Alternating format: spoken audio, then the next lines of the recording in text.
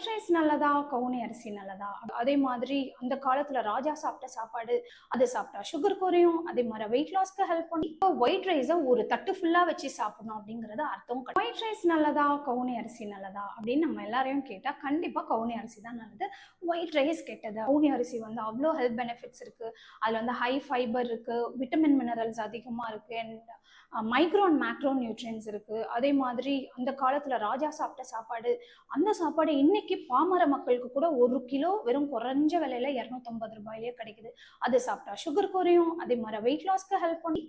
White ரைஸ்ல இருக்கிற nutritional value and கவுனி அரிசியில் இருக்கிற நியூட்ரிஷனல் வேல்யூ, பேசிக் நியூட்ரிஷனல் வேல்யூ அப்படின்னு என்னன்னு நம்ம கூகுள் பாபா கிட்டே கேட்டு தெரிஞ்சுக்கலாம். கவுனி அரிசி 100 கிராம்ல 394 கேலரிஸ் இருக்கு.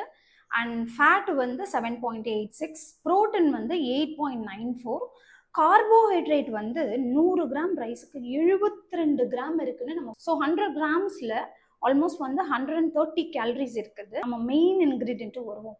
ஸோ கார்போஹைட்ரேட், டோட்டல் கார்போஹைட்ரேட் 100 கிராம்ல 28 கிராம் தானா.